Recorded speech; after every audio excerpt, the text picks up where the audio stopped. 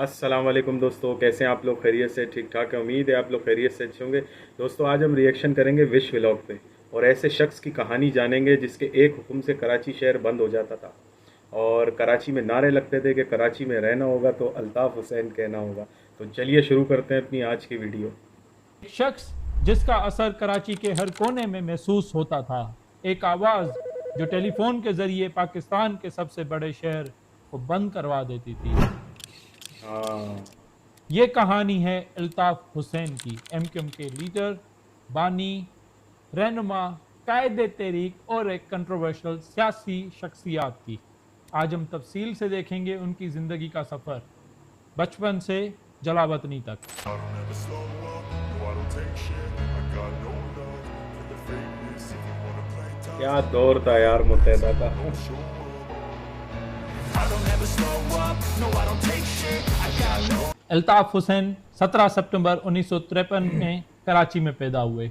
उनका ख़ानदान 1947 में हिंदुस्तान से हिजरत करके आया था और हिंदुस्तान से हिजरत करके आने वालों को मुहाजिर कहा जाता था, जो उर्दू स्पीकिंग कम्युनिटी है, बेशतर कराची में पाए जाते हैं। वतन परस्त, मोहल्ले का एक आदमी, लेकिन जहनी तौर पे काफ़ी एक्टिव। एजुकेशन के लिए जामियातुल कराची मतलब यूनिवर्सिटी ऑफ कराची जा पहुंचा। वहाँ पे बनना तो वो डॉक्टर चाहते थे, लेकिन स्टूडेंट पॉलिटिक्स देख के दिलचस्पी लेने लगे। वहाँ पंजाब, डॉक्टर पख्तून, बनना चाहते थे बलूचिस्तान मगर बने वो स्टूडेंट डॉक्टर ही। फेडरेशन का जोर था और उनकी हिमायती भी काफ़ी ज़्यादा थे। एडमिशन कोटा से लेके होटल रूम्स किसको अलॉट किए जाएं और बाकी सारे हक हक़ात जो होते हैं उनको वो फेडरेशंस देखती थी।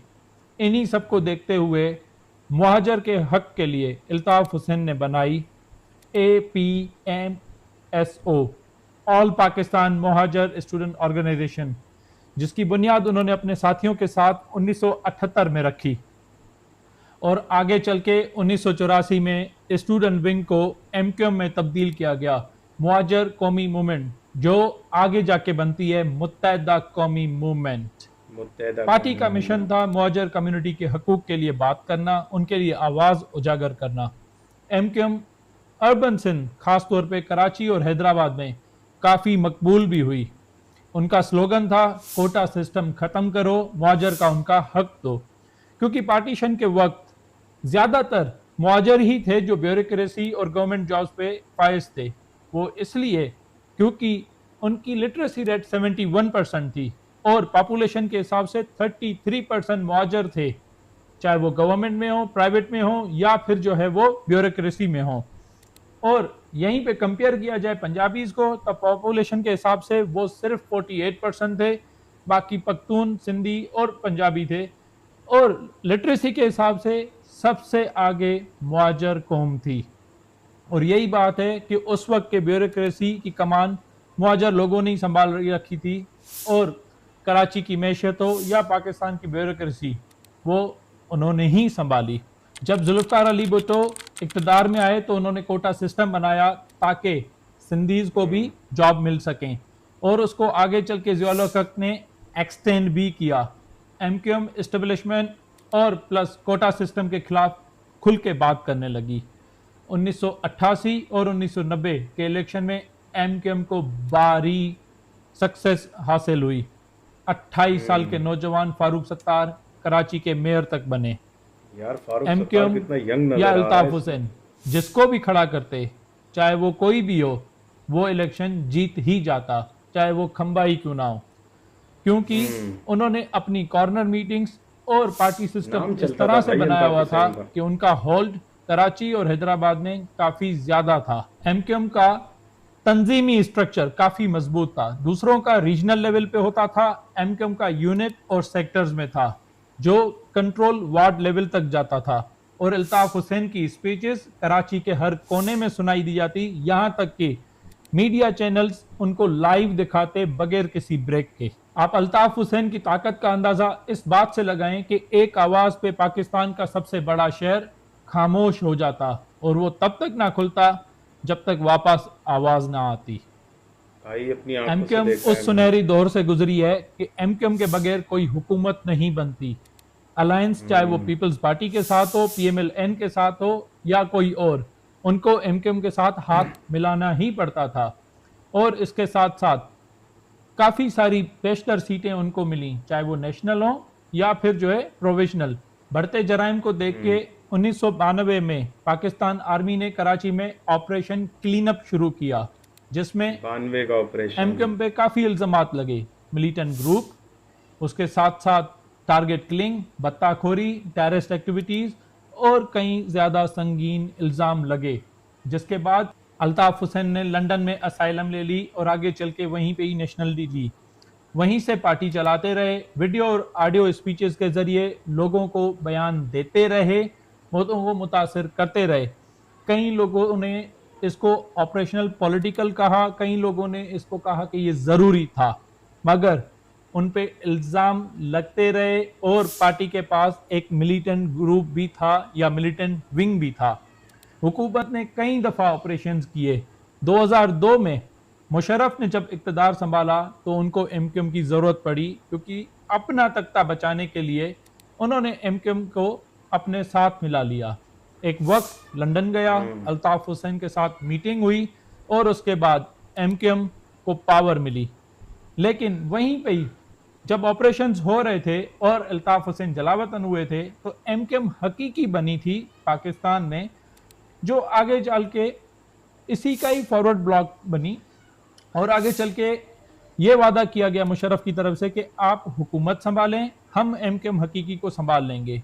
एमक्यूएम हकीकी के काफ़ी सारे दफ्तर बंद हुए, उनकी ज़बान बंद हुई और एमक्यूएम लंदन जो अल्ताफ हुसैन संभालते थे वो इक़्तिदार में आए और कराची और पाकिस्तान ने एक और सुनहरी दौर देखा। मुशर्रफ के वक्त कराची और हैदराबाद में काफ़ी तरक्की हुई, जिसका श्रेय तकरीबन एमक्यूएम बहुत के तरक्की हुई, लीडर्स को मुस्तफा जाता है। कमाल ने भाई बहुत मेयर हो, रोड बनाए। गवर्नर हो या फिर वहाँ के सिटी काउंसिल्स, सारी सीटें ही एमक्यूएम के पास थी। लेकिन 2007 में मुशर्रफ की हुकूमत ख़त्म होते ही फिर आई पीपल्स पार्टी और 2013 में आई पीएमएलएन।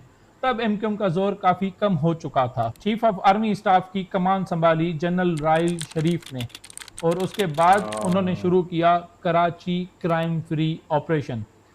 उन्होंने फिर से सवाल आ एक गया बार था MQM एमक्यूएम को और एस्टेब्लिशमेंट को आमने सामने खड़ा किया हुआ था। उनके दफातर बंद किए गए, यहाँ तक कि काफ़ी मुआजर लोगों को गिरफ्तार किया गया, वर्कर्स के घर पे छापे मारे गए, कई भारी तादाद में असला तक बरामद हुआ।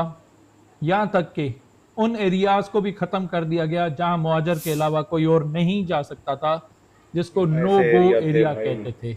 नो इन गो सब के एरिया। खात्मे के बाद अल्ताफ हुसैन ने कई बार पाकिस्तान के खिलाफ बयान दिया, यहाँ तक कि पाकिस्तान के परचम को भी जलाया। फिर 22 अगस्त 2016 को कराची में उनकी एक स्पीच में पाकिस्तान के खिलाफ नारे लगाए, एमक्यूएम की बहुत बुरी ऑफिस स्पीच की सील थी कर दी यार। गई, मीडिया भी बैन हुआ, ऐसा नहीं क्रैकडाउन करना तक चाहिए हुए। था। फिर बना एमक्यूएम पाकिस्तान, जिसमें उनके दोनों फ्रंट फुट थे, फारूक सत्तार और खालिद मकबूल। उन्होंने एमक्यूएम पाकिस्तान की कमान संभाली और अल्ताफ हुसैन से दूरी बनाए रखी। हमारा मुकम्मल कतई ताल्लुक है, मुकम्मल डिस्कनेक्ट है। इसके साथ साथ स्कॉटलैंड यार्ड ने अल्ताफ हुसैन को money laundering, hate speech, murder instrument के केसेस में तलब कर लिया था। इन्वेस्टिगेशन जारी थी। उससे पहले भी 2015 में उनको कई बार गिरफ्तार किया गया, लेकिन एविडेंस कमज़ोर होने की वजह से उनको छोड़ दिया जाता। ये सारे हालात चलते चलते उनकी तबीयत तक ख़राब हो चुकी थी, हार्ट डिजीज़, डायबिटीज़, कहीं कहीं पे तो उनके इन्फ्लुएंस भी कम होते गए। और साथ ही साथ लंदन में जलावतन थे। उसके बाद सोशल मीडिया पे सिर्फ उनकी पोस्ट आती जो मीडिया पे नहीं दिखाई जाती, क्योंकि मीडिया पे मुकम्मल पाबंदी थी। पाबंदी थी। पार्टी के वोटर्स डिवाइड होते गए, पीटीआई मकबूलियत लेती गई। अल्ताफ हुसैन को आज के नौजवानों ने नहीं देखा था, लेकिन 80 और 90 के दिहाई के जो भी बच्चे हैं, जितने भी नौजवान हैं, अगर आप उनसे पूछेंगे तो अल्ताफ हुसैन को आज भी वो रहनुमा मानते हैं, कायदे तहरीक समझते हैं। वीडियो देखी दोस्त आप लोगों ने, और एमक्यूएम ने महाजिर की बात की, अच्छी बात है। कोटा सिस्टम की बात की, ये भी बहुत अच्छी बात है। सिंध में ऐसा होता था कि आपका डोमिसाइल पीआरसी अगर बाहर का है, लाड़काना दादू वगैरह का, तो आपको सिंध अपना गवर्नमेंट नौकरी मिल जाती थी। अगर कराची का बना हुआ है या यहाँ का किसी का बना हुआ है तो बहुत मुश्किल होता था। तो उसके हवाले से MQM ने बड़ा अच्छा काम किया, महाजिरों के हवाले से अच्छा काम किया। मगर ये तहरीक चलते चलते चलते चलते इसकी पटली बदल गई। फिर भत्ते की पर्चियाँ और ज़बरदस्ती कुर्बानी के जानवरों की खाले लेना और फितराने की पर्चियाँ, पूरी पूरी बुकें दे के जाते थे ये। और फिर इतना होल्ड हो गया था इनका कराची में कि थाने जो हैं, अपना पुलिस थाने, वो मतलब उनकी वैल्यूज़ नहीं होती थी, और यूनिट की और सेक्टर की वैल्यू होती थी। किसी को कोई भी मसला होता था वो यूनिट या सेक्टर में कंप्लेन करता था। बहरहाल ये तहरीक जो है ना, चलते चलते अल्लाह ने इनको इज़्ज़त दी है, बहुत गलत रास्ते पे निकल गए। और फिर वो आखिरी स्पीचेस अल्ताफ़ हुसैन की, उसने पाकिस्तान के बारे में कितना बुरा बोला। मैं इस प्लेटफॉर्म पे वो बात भी नहीं करना चाहता जो उसने बोला। फिर हुकूमत एक्शन में आई। हुकूमत के आगे तो मतलब कोई भी कुछ नहीं कर सकता, हुकूमत के पास वसाइल हैं।